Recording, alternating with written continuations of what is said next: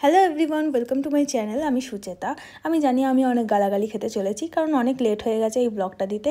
এটা হচ্ছে লক্ষ্মী পুজোর ব্লগ, কিন্তু এত কষ্ট করে যখন ভিডিওগুলো শ্যুট করেছি তখন দিতে তো হবেই, তাই না? তো চলো শুরু করা যাক।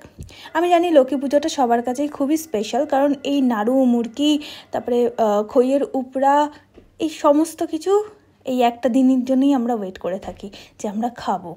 এই আমি তিলের নাড়ু বানাচ্ছি আর মাও ওদিকে পাক দিচ্ছে।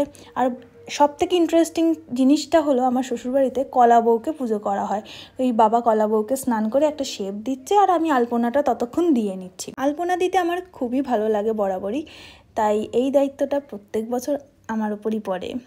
এবার কলা বউকে স্নান করিয়ে তাকে বরণ করে তাকে শাড়ি পরানো হবে। এই যে মা শাড়ি পরাচ্ছে, খুব সুন্দর লাগে আমার এই রিচুয়ালসটা। কি সুন্দর দেখতে লাগে কলা বউকে। আবার কলা বউয়ের হাতে শাখা, তারপর তাকে সিঁদুর পরানো, সব কিছুই করতে হয়। তাকে একটু ঘোমটা দিয়ে রাখতে হয়, সবই করতে হয়।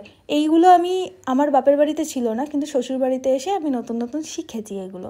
তাও পুরোপুরি তো জানি না, সমস্তটাই মা করে, আমি যতটুকু পারি হেল্প করার চেষ্টা করি। আর এই যে 5 রকমের শস্য দিতে হয়, মানে বিভিন্ন রকম নিয়ম আছে। আর এখনও অবধি পুরোপুরি রপ্ত করে উঠতে পারিনি, মা বলে বলে দেয়, আমি সেইগুলো করতে থাকি। বাড়ির প্রত্যেকটা মানুষই যে যেরকম পারে হেল্প করে, যাতে একজনের ওপর কোনো চাপ না পড়ে। এই আমি কলা বউকে ভেতরে নিয়ে গেলাম, তার আগে মা কলা বউকে বরণ করে নিয়েছে। এখন আমি সুজির হালুয়া বানাবো আর লুচি করব লক্ষ্মী পুজোর ভোগের জন্য। ঠাকুরের ভোগ রান্না করতে আমার খুবই ভালো লাগে, কারণ আমার মনে হয় যে তাকে আমি রেঁধে বেড়ে কিছু খাওয়াবো, সেটা আমার কাছে বিশাল প্রাপ্তি। লুচি করা কমপ্লিট, আর সুজি তো আগেই হয়ে গেছে, তোমাদেরকে দেখালাম। আর এখন আলপনা দেওয়ার পালা। যেটা বললাম, আমার আলপনা দিতে ভালোই লাগে। আর এই জোগাড়গুলো সমস্তটা মা করেছে।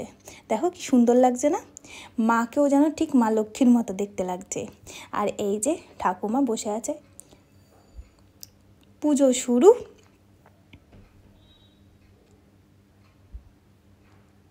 ঠাকুরমশাইয়ের পুজো অলমোস্ট কমপ্লিট। এরপর আমি লক্ষ্মী পুজোর পাঁচালি পরে পুরো পুজোটা শেষ করেছিলাম। চলো আজকের মতো এতটাই। দিনটা খুব ভালো গেছিলো। টাটা।